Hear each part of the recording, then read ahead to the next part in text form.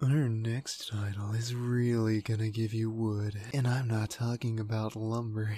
Oh no. We're talking about the fleshy, exciting kind. The kind from our most vivid fantasies. Yeah, you know what I'm talking about. Elijah Wood! You know, like from The Lord of the Rings. In today's humble opinion, we're looking at Broken Age.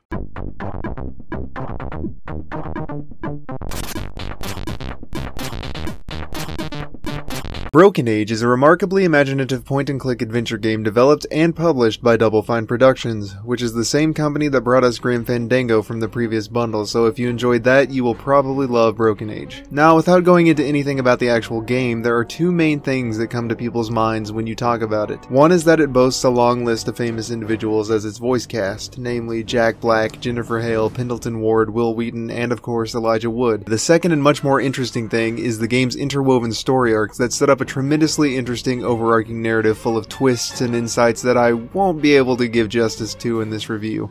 Unfortunately for me, I can barely talk about the plot without spoiling its biggest moments and setups, much less the underlying psychological and philosophical ideas that it seems to be cleverly toying with beneath its beautifully hand-painted aesthetic. Which is a shame because a lot of people don't seem to give it enough credit for its depth. At any rate, I'll give you a brief rundown and maybe make an analysis video if I ever find the time. Starting with its surface, it's a tale told through the perspective of two protagonists having separate adventures that you experience in tandem, and they influence one another from time to time.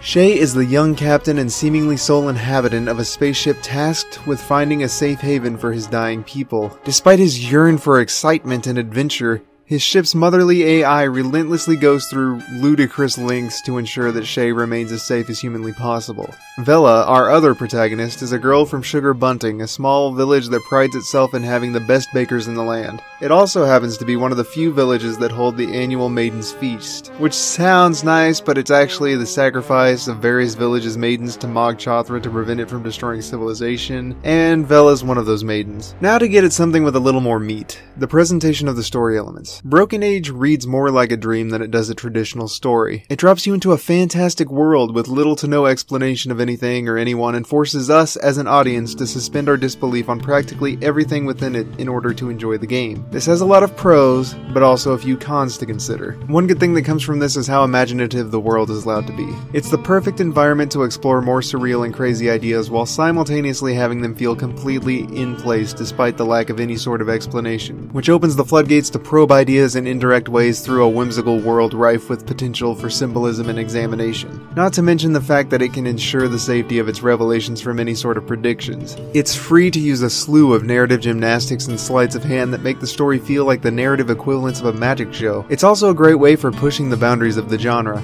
On the downside, dreams are not how we traditionally tell stories. It can be frustrating for people who ask questions to try and enjoy it because very few of them are ever answered. There are a few logical holes and some plot points come from seemingly nowhere, and sometimes it seems more shocking to the player than the characters to the point that it feels kind of unnecessary. Basically, it's a story where the surface can be absurd, and in a genre where storytelling is important, a story that explores experimental avenues of delivery is more apt to be misunderstood when the audience comes to expect something different. The game receives criticism for a disappointing second act, but I disagree, and I actually enjoyed the story as a whole. A dreamlike world also has a few interesting problems when it comes to puzzles and game mechanics, particularly those that require you to think with the logic of the game. Normally that's understandable, but they create an environment in which asking how things work isn't viable, so to then insist that we figure out how items interact with the environment feels counterintuitive to an insane degree. There's some pretty steep difficulty spikes with no real curves to prepare you for them, especially in the second act. That's not to say the puzzles are bad, they're actually pretty ingenious lateral thinking exercises, but the clues needed to solve them are so vague and hidden at times that it doesn't feel reasonable. Now that the game is released in its entirety, I'd say that it's worth around $20.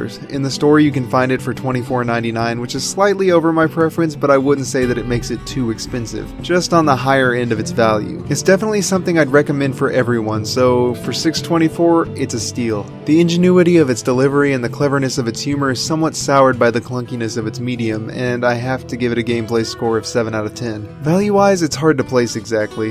I 100% stand behind the quality of its story, but this is also one of two point-and-click adventure games in the bundle, which stifles variety. Overall, I'll put it at an 8 out of 10, and with an average of 7.5 out of 10, it earns a C.